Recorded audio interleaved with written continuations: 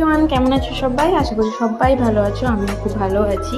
দেখতেই পাচ্ছ সরস্বতী পুজোর দিনের আগের দিনের ভিডিও এটা। আমরা কীভাবে ডেকোরেশন করেছিলাম সেইগুলোই তোমাদের সাজালাম।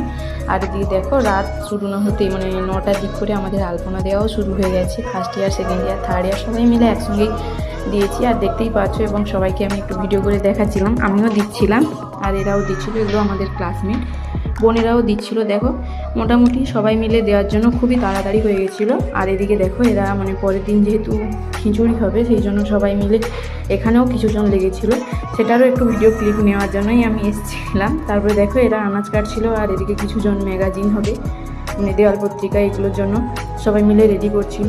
আর দেখতেই পাচ্ছ ডেকোরেশন। আর আমাদের থিম হবে এবারে দিদিদেরই বলতে গেল পূজা দিদিরাই সব থিম ঠিক করেছে হাতে খড়ি। পরের বছর আমাদেরও করতে হবে, কী হবে জানি না। এই যে দেখো মোটামুটি সব কিছুই করছিল সবাই মিলে। মৌলি আবার এখানে চলে এসেছে লেখার জন্য। আর এদিকে দেখো বাইরের থিমটা সত্যি খুবই সুন্দর লেগেছিল, ভালোও লেগেছে। তোমাদের কেমন লাগছে জানিও। পুরোটাই একটু ভিডিও করে দেখাচ্ছি, দেখতেই পাচ্ছ। মোটামুটি ডেকোরেশন কিছুটা হলেও কমপ্লিট হয়েছিল তখনও পর্যন্ত।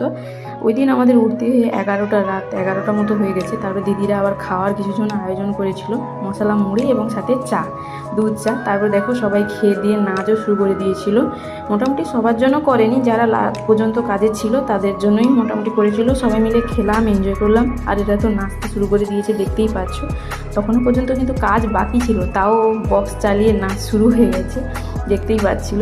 সবাই মিলে খুব এনজয় করেছি। এর পরের বছর আমাদেরও করতে হবে এরকমভাবে, আর সেটারও তোমাদের ভিডিও করব। দিদিদেরও কিছু তুলে রেখে রাখলাম, আগের বছরেরগুলোও কিছু আছে, দেখবে কেমন লাগছে জানিও।